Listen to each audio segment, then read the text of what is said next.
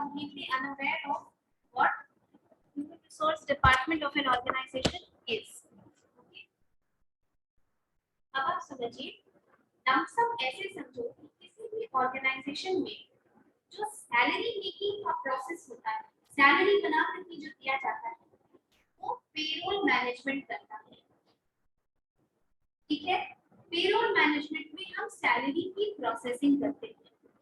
ये एक छोटा कोड है, इसमें बहुत सारी एक्टिविटीज आती है किसी ऑर्गेनाइजेशन के। बहुत सारी एचआर फंक्शंस आते हैं, कॉस्ट आता है, फाइनेंशियल मैनेजमेंट आता है। क्यों आता है ये हम बताते जाएंगे। हम एक स्ट्रक्चर लिखवाएंगे इस क्लास में, ठीक है? उस स्ट्रक्चर को आप अपनी कॉपी में राइट डाउन कीजिए and the subsequent classes will be based on that structure. HR department के बारे में थोड़ा इंट्रोडक्शन दे दिया है लास्ट क्लास में, ठीक है, कि एचआर क्या करती है, थोड़ा बहुत आपको ये पता है। एज अ लेमैन ये हर किसी को मालूम है कि एचआर डिपार्टमेंट रिक्रूटमेंट करती है, एचआर ही रिक्रूटमेंट कराती है, एचआर ही आपका पर्सनल रिकॉर्ड रखती है, एचआर ही आपका ट्रेनिंग डेवलपमेंट करवाती है, राइट? एचआर में और भी, जैसे कि आप फ्रेश किसी ऑर्गेनाइजेशन को ज्वाइन करते हैं तो आपका जितना भी प्रोसेस होता है, ऑनबोर्डिंग का प्रोसेस, आपका पेपर वर्क, आप किस लेवल पे ज्वाइन किए, आपकी एम्प्लॉय आईडी, ठीक है, आपका pan card account, everything is maintained in payroll management. ठीक है, लास्ट में एचआर क्लास के बारे में थोड़ा इंट्रोडक्शन था। I think we should come to the subject now and we will start proceeding it gradually. Okay, have patience. You are unaware of most of the words right now, but gradually as I take the classes you will be understanding each and every word that comes in it. ठीक है, salary क्योंकि सिर्फ salary नहीं है, उसमें बहुत कुछ आता है, इसीलिए धीरे धीरे धीरे point by point, topic by topic आपको समझना है कि सैलरी में वो सारी चीजें क्या है। ठीक है, also when you study salary you have to go through labor laws. कोई भी ऑर्गेनाइजेशन अगर सैलरी देती है तो कुछ लीगल कॉम्प्लायंसेस है, ठीक है, वो लीगल कॉम्प्लायंसेस लेबर का भी है और वो लीगल कॉम्प्लायंसेस फाइनेंस का भी है। गवर्नमेंट की टैक्स की लॉ है, टैक्सेशन सिस्टम गवर्नमेंट करता है, पढ़ाई एक्सटर्नल फैक्टर में, राइट? टैक्सेशन गवर्नमेंट करता है, क्या ऑर्गेनाइजेशन उससे इधर-उधर हो सकती है? नहीं, उसको सैलरी को टैक्सेशन सिस्टम को कंप्लाई करते हुए ही देना है, राइट? उसके बाद लीगल कॉम्प्लायंसेस, सेंट्रल गवर्नमेंट का बनाया तो बहुत सारे लेबर लॉ है। लेबर टॉपिक, लेबर का मतलब यहाँ पे एम्प्लॉय से भी आता है, सिर्फ वो लेबर नहीं जिसको आप नीचे तबके में समझते हैं सोसाइटी में। लेबर का मतलब सब, हम सब एम्प्लॉइज जो भी ऑर्गेनाइजेशन में काम करते हैं, जो भी लेबर लॉज है, उस लेबर लॉज में कुछ प्रोविजन बनाए गए। देयर आर सर्टेन एक्ट्स, जैसे हम तुमको सब बताएंगे, अभी इंट्रोडक्शन दे रहे हैं, ठीक है, टेंशन नहीं लेने का कि ये समझ में नहीं आ रहा है या ये टफ है। जैसे जैसे हम लोग पॉइंट बाय पॉइंट डील करते जाएंगे पूरा पेरोल मैनेजमेंट समझ में आएगा, ठीक है? जैसे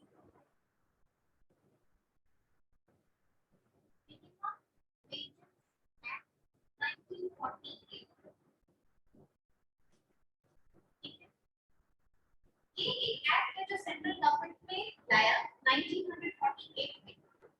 इसका मतलब है इस एक्ट में है, आपको एक्ट के अंदर सेक्शन सबसेक्शन नहीं पढ़ना है, you don't need to dig into too much of details, but you have to know that ये सारी चीजें पेरोल बनाते समय किसी कंपनी को ध्यान रखनी है, तभी वो सैलरी प्रोसेस कर सकता है।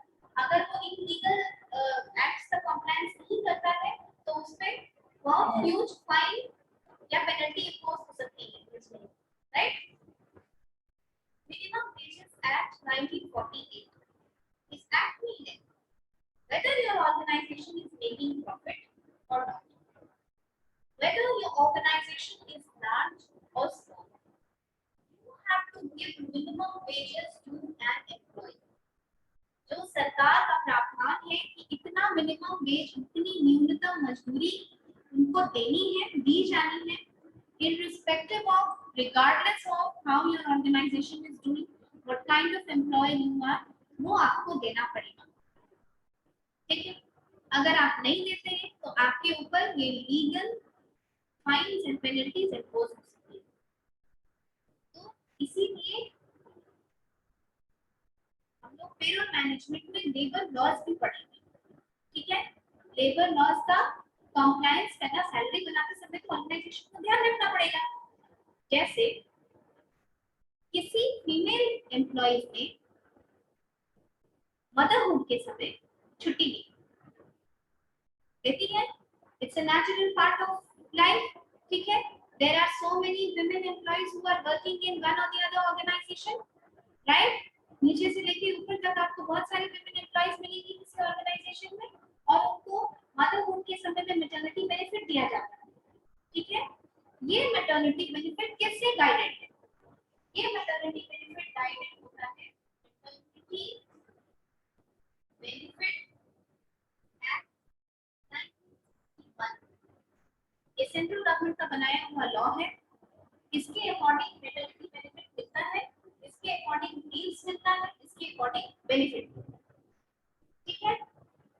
अब वैसे ही पीएफ का पैसा कटता है, प्रोविडेंट फंड का पैसा कटता है, किस एक्ट के तहत कटता है?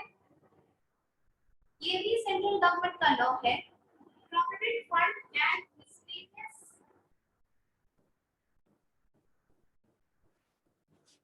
प्रोविजन एक्ट 1952, ठीक है।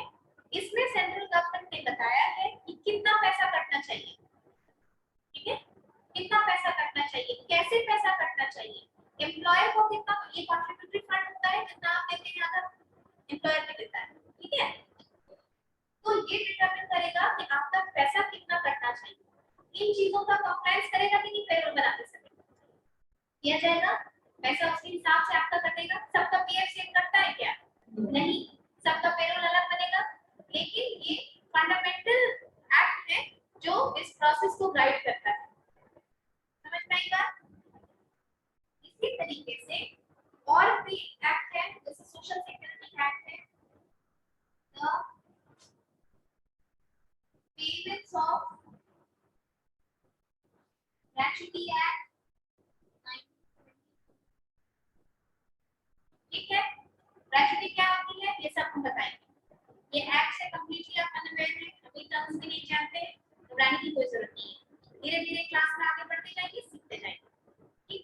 ग्रेजुएटी 5 साल का जब कंटिन्यूअस सर्विस कोई ऑर्गेनाइजेशन में एम्प्लॉय दे देता है तो उसको पैसा मिलता है, उसको कहते हैं ग्रेजुएटी, ठीक। इसके पेमेंट के लिए सेंट्रल गवर्नमेंट ने ये लॉ बनाया 1972, ठीक।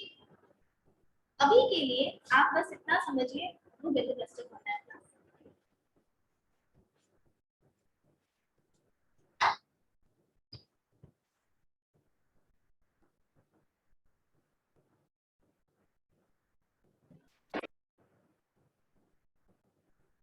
As of now, you just have to understand one thing कि पेरोल क्या होता है। धीरे धीरे क्लास में प्रोसीड करते जाएंगे, पढ़ते जाएंगे। ये टर्म्स आपके लिए अनअवेयर है, आई नो, क्योंकि आप एचआर बिल्कुल नहीं जानते, लेकिन टेंशन की कोई बात नहीं, आपको बहुत डीप में नहीं पढ़ना है, पर हम सब कुछ पढ़ाएंगे जो जो सैलरी के प्रोसेसिंग में आता है, okay. As of now, you just have to understand payroll क्या होता है, पहले ये समझिए। पेरोल मैनेजमेंट क्या होता है, पेरोल मैनेजमेंट क्या क्या काम करती है,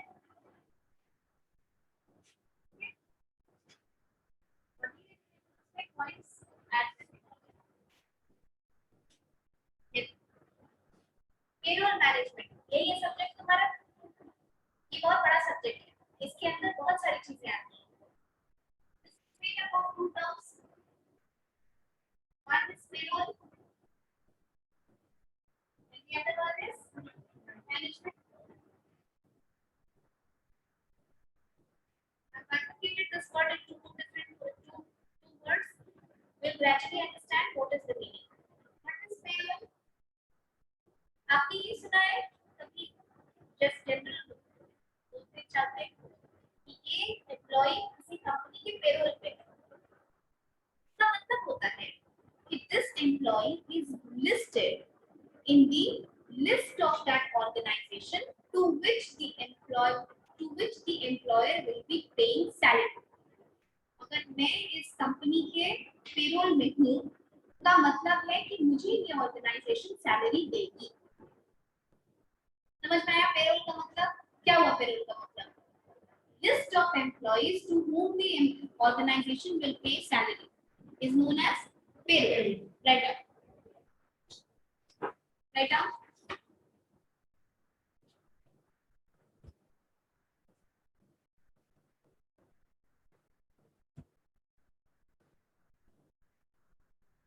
पेरोल मैनेजमेंट लिखो, फिर ऐसे ही टर्म्स को अलग अलग करो and then you write what is payroll and what is management.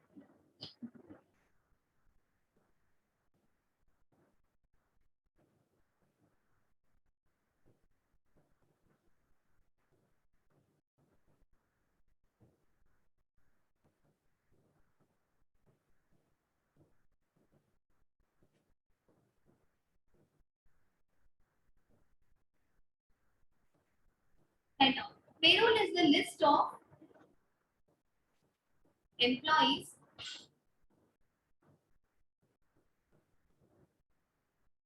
payroll is the list of employees to whom the organization gives salary.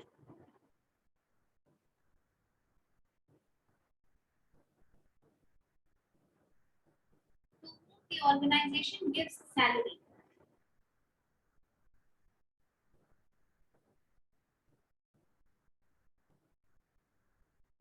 Payroll is the list of employees to whom the organization gives salary. Payroll management is the process of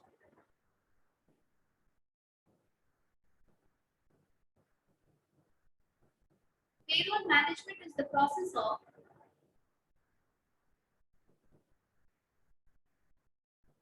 paying salaries to the employees. Payroll management is the process of paying salaries to the employees.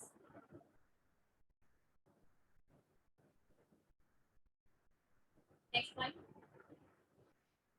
It starts with making a list of the employees.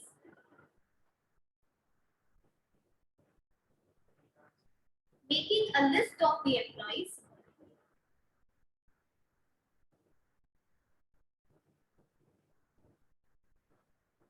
And ends with recording their expense. And ends with recording their expense.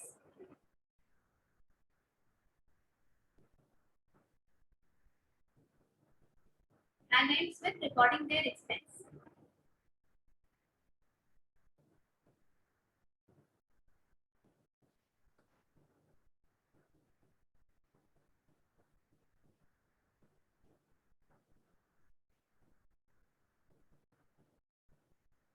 एक structure लिखवा रहे हैं, इस structure को लिखो।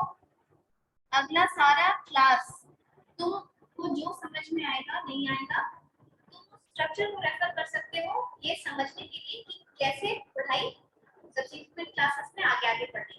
ठीक है, gross पे और नेट पे का डिफरेंस समझ में आता है? ग्रॉस सैलरी और नेट सैलरी थोड़ा बहुत जितना पता है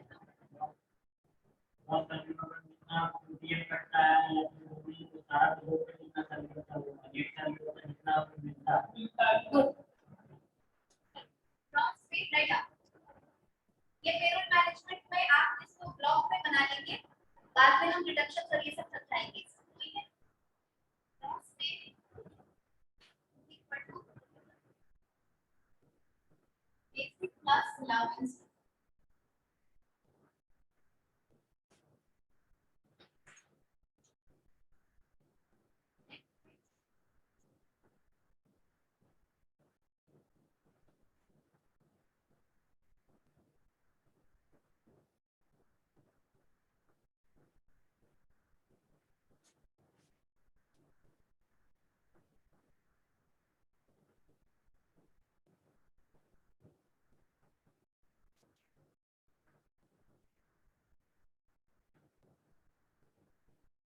Write down.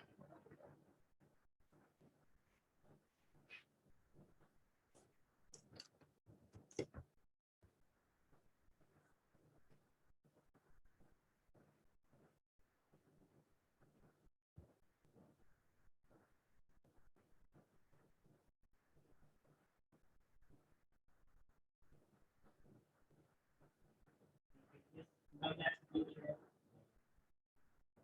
tax declaration or tax deducted and so.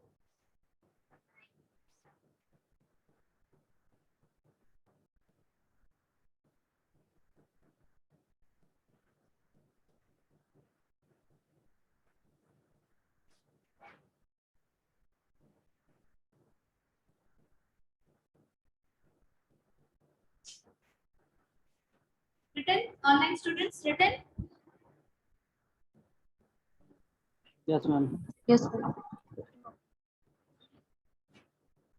देखो पूरा सैलरी स्ट्रक्चर नेक्स्ट क्लास से स्टार्ट करेंगे, उसमें समझाएंगे कि बेसिक क्या होता है, अलाउंस क्या होता है, बेनिफिट्स क्या होता है, स्टैट्यूटरी बेनिफिट्स क्या होता है, नॉन स्टैट्यूटरी क्या होता है, डिडक्शंस क्या होता है, उसमें थोड़ा टाइम लगेगा और उसी में आपका क्लियर होता चला जाएगा सारा चीज, ठीक है।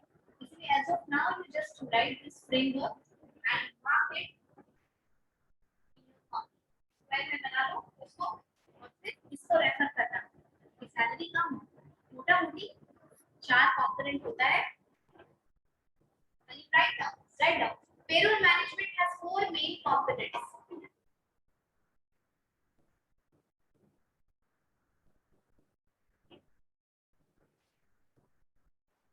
Payroll management has 4 main components.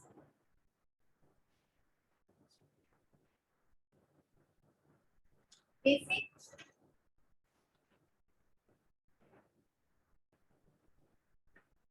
basic, allowance,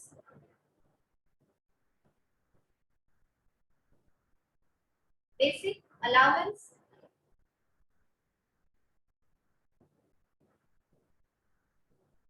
deductions,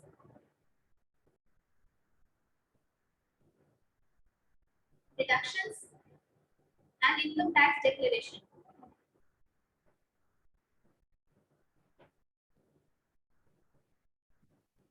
ma'am last क्या बोली? Income tax declaration.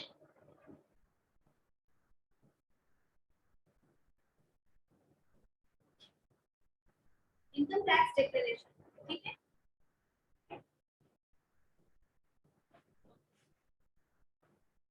Next class, I will give you as we will start salary structure.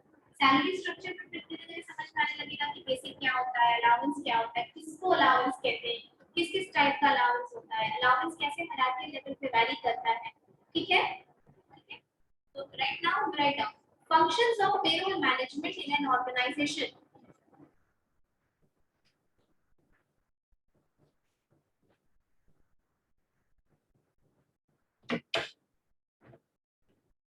Functions of payroll management in an organization.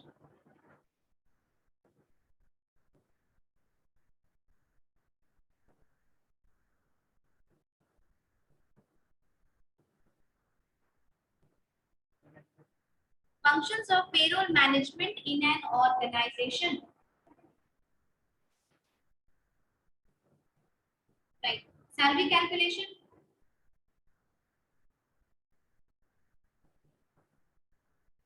Salary calculation.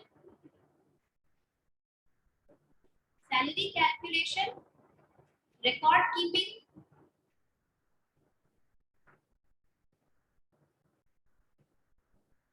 Record keeping. Verifying the reliability of pay data. Verifying the reliability of pay data.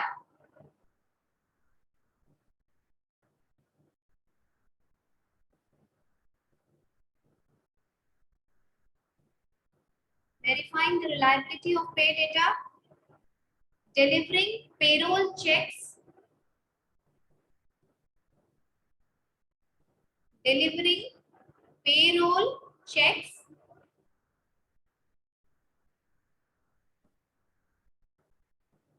maintaining compliance with tax laws,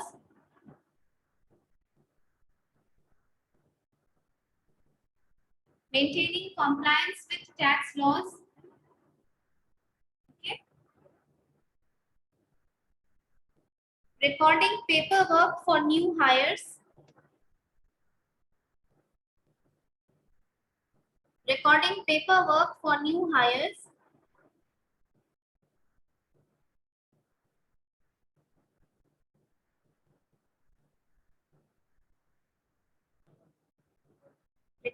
Recording paperwork for new hires.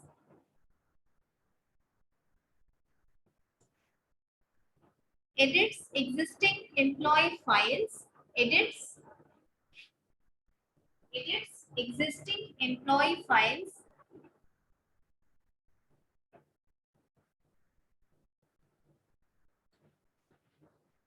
Employee files.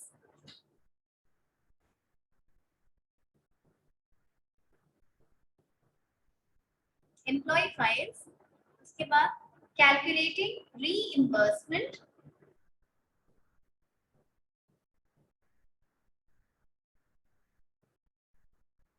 Calculating reimbursement, comma, bonus, comma, overtime,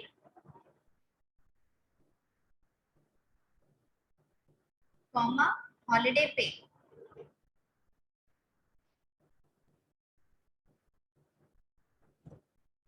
Holiday pay, etc. ठीक है, अब इस एक एक करके point को deal करते जाओ। बताओ फर्स्ट पॉइंट क्या लिखे? Salary processing entire payroll management तो सैलरी प्रोसेसिंग पे ही बेस्ड है। वो सैलरी कैलकुलेट करती है, लेकिन जितनी आसानी से सैलरी कैलकुलेट करनी है इतना सिंपल होता नहीं है। इसमें बहुत सारा टेक्निकलिटीज है तो धीरे धीरे हम पढ़ेंगे और समझेंगे। ठीक है, आईटी इसमें डिडक्शंस में आपने लिखा आईटी डिक्लेरेशन, मतलब कि हर एम्प्लॉय ऑर्गेनाइजेशन में अलग-अलग स्लैब में आता होगा, अलग-अलग टैक्स स्लैब में आता होगा। कोई 2.5 लाख से नीचे होगा, कोई 2.5 लाख के ऊपर का स्लैब होगा, किसी को 12,000 12,500 का एक्सेप्शन अपना टैक्स स्लैब के हिसाब से। ठीक है, हर एम्प्लॉय का अलग टैक्स या फाइनेंशियल डेटा कैलकुलेट होता होगा और वो रिकॉर्ड होता होगा पेरोल में, तभी तो सैलरी की प्रोसेसिंग होती है ना। प्लस आपका एग्जेम्पशन कि क्या-क्या आपको एग्जेम्प्ट किया है। In the nutshell, what I want to say is कि एम्प्लॉइज का फाइनेंशियल रिकॉर्ड भी मेंटेन किया जाता है और उसकी प्रोसेसिंग भी होती है।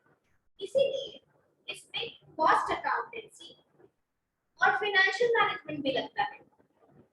That's why sometimes in some organization payroll management is undertaken by finance department या accounts department, वो भी मैनेज करती है। लेकिन जो मॉडर्न एचआर है, ठीक है, मॉडर्न पेरोल का जो सॉफ्टवेयर है उसमें वेरियस एचआर एक्टिविटीज लिंक होती है, बहुत सारी लिंक होती है, जैसे रिक्रूटमेंट, जैसे ट्रेनिंग, जैसे परफॉर्मेंस ऑफ द एम्प्लॉइज। हम बताएंगे कि धीरे धीरे कैसे होता है। इसीलिए mostly what happens that in an organisation payroll management is undertaken by HR department. ठीक है, आप बताओ फर्स्ट ये पॉइंट हम लिखवा के देंगे, इसको डील करने के बाद बताओ पहला पॉइंट क्या लिखेंगे? सैलरी कैलकुलेशन होता है, फिर entire payroll management is based on the calculation of salaries, right. Second point record keeping. अब देखिए रिकॉर्ड कीपिंग क्यों इंपॉर्टेंट है? पेरोल मैनेजमेंट में प्रोसेस पढ़ाएंगे पेरोल मैनेजमेंट का, तो इसमें प्री पेरोल और पोस्ट का। ठीक है, पोस्ट में आता है रिकॉर्ड कीपिंग। तो इससे हमारे ऑर्गेनाइजेशन में 1.5 लाख एम्प्लॉइज काम करते हैं और मेरी ऑर्गेनाइजेशन की 5 जगह ब्रांच है। इस 5 ब्रांचेस में 1.5 लाख एम्प्लॉइज काम करते हैं। ठीक, A B C D E, ये 5 ब्रांच मेरे ऑर्गेनाइजेशन की। कंपनी को अपना कॉस्ट मैनेजमेंट करने के लिए ये जानना बहुत जरूरी है कि हमारा ये वाला ब्रांच कैसा काम कर रहा है। ठीक है, यहाँ पे एम्प्लॉइज पे कॉस्ट कितना लग रहा है और आउटपुट कितना आ रहा है। ठीक है, किसी और सब्सिडरी में यहाँ पर कितने एम्प्लॉइज हैं, इनको सैलरी देने में हमारा कितना खर्च हो रहा है। ऑर्गेनाइजेशन मेंटेन करेगी ना, सैलरी देगी तो तभी तो वो बाकी चीजों को देखेगी कि यहाँ कॉस्ट ज्यादा है तो यहाँ कट किया जाए, यहाँ पर डिप्रेशन है तो यहाँ पे और मैन पावर बढ़ाया जाए। तो इन चीजों के लिए एक रिकॉर्ड रखना जरूरी है, रिकॉर्ड जरूरी है। और 1.5 लाख एम्प्लॉइज का मैनुअल रिकॉर्ड रखना संभव नहीं है, नहीं है ना। तो पेरोल मैनेजमेंट का एक बहुत इंपॉर्टेंट फंक्शन में ये भी आता है कि आपकी वो रिकॉर्ड कीपिंग करती है। ठीक है, कौन सा सब्सिडियरी अच्छा परफॉर्म कर रहा है, कौन सा सब्सिडियरी कम परफॉर्म कर रहा है, किस सब्सिडियरी में हमें कॉस्ट में ज्यादा पैसा खर्च हो रहा है ऑर्गेनाइजेशन का, किस में कम हो रहा है। इस हिसाब से कंपनी की शायद एचआर भी अफेक्ट होती है, ह्यूमन रिसोर्स प्लानिंग। ठीक है, के बाद को पॉइंट देखो, रिकॉर्ड में एक और चीज देखो बता देते हैं, ध्यान रखना है इसको। जैसे नेट पे में लिखा ना ग्रॉस माइनस डिडक्शंस, ये डिडक्शंस क्या क्या होता है, ये डिडक्शंस में तुम्हारा टीएफ में पैसा जाता है, ईएसआई एक है इसमें जाता है पैसा। ये सब स्टैट्यूटरी डिडक्शन से कंपनी को करना ही करना है क्योंकि ये सेंट्रल गवर्नमेंट का है। तो ये जब डिडक्शंस हो रहा है तो इसका रिकॉर्ड रखना जरूरी है ना, एम्प्लॉय देखेगा। प्लस वो record keeping is important. Modern payroll में क्या होता है कि जो एम्प्लॉयज होते हैं किसी ऑर्गेनाइजेशन के, वो अपने ईमेल आईडी पासवर्ड से लॉगिन करते हैं और लॉगिन करके वो अपना स्टेटस देख सकते हैं कि उनका कितना पैसा कटा, लास्ट मंथ में कितना जमा हुआ।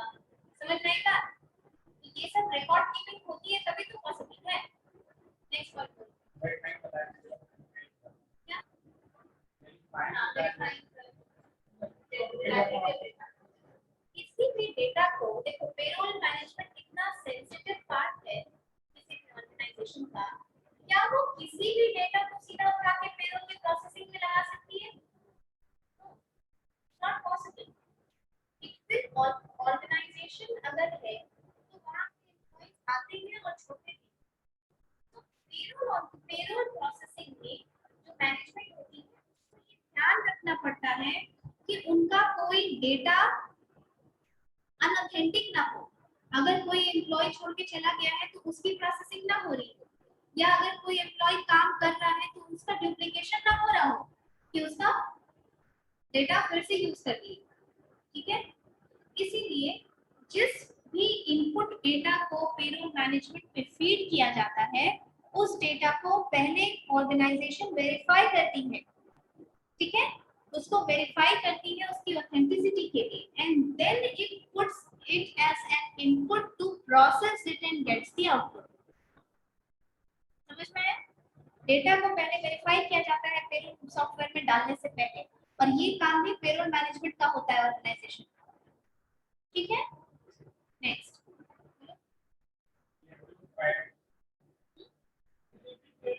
डिलीवरी पेरोल चेक, जब पेरोल का प्रोसेसिंग हो जाएगा तो वो सैलरी फर्निश करता है, यही है। Next, maintaining tax law compliance, मतलब क्या हुआ, वही सब जो बताए हम। टैक्स, गवर्नमेंट की जो टैक्स की पॉलिसी है, ठीक है, पेरोल का प्रोसेसिंग इतना सिंपल नहीं होता है। सबका टैक्स स्लैब कैलकुलेट किया जाता है, फाइनेंशियल रिकॉर्ड होता है, उस टैक्स स्लैब के अकॉर्डिंग ही सैलरी जनरेट होती है। ठीक है, तो जो भी ऑर्गेनाइजेशन है जहां पेरोल मैनेजमेंट हो रहा है, that payroll management will have to take into consideration the taxation system of the government के अकॉर्डिंग होगा ना। ठीक है,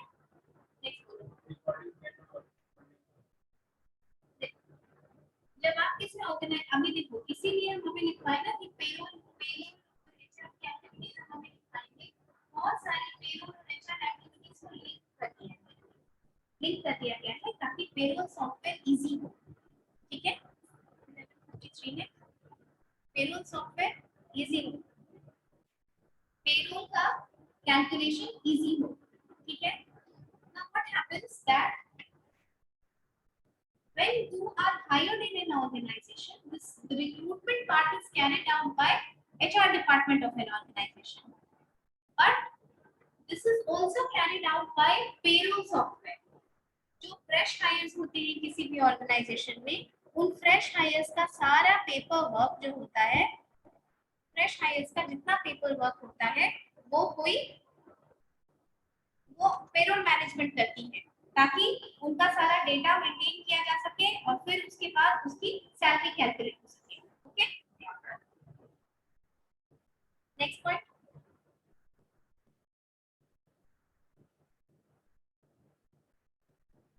नेक्स्ट पॉइंट,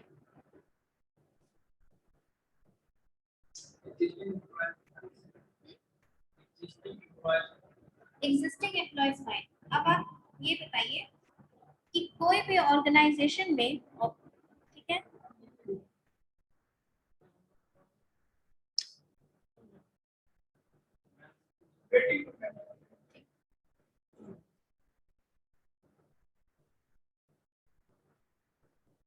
किसी भी ऑर्गेनाइजेशन में एम्प्लॉइज जिस लेवल पे ज्वाइन करते हैं, क्या उसी लेवल पे रिटायर होते हैं?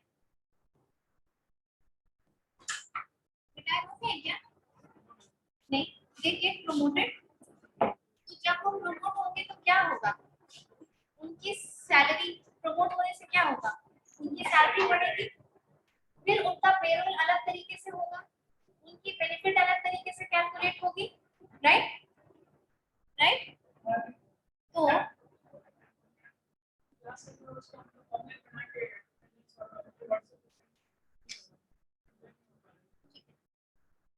ठीक है, समझ में आई बात? फिर वो टैक्स कंप्लायंस, उसका टैक्स कंप्लायंस भी चेंज होगा ऑर्गेनाइजेशन में, उसका अगर लेवल चेंज होगा तो उससे रिलेटेड सब कुछ चेंज हो जाएगा। सैलरी का इंक्रीमेंट होगा तो फिर उसकी सैलरी की प्रोसेसिंग अलग तरीके से होगी ना, तो चेंज हो जाएगा उसके पेरोल प्रोसेसिंग में, यही है। नेक्स्ट,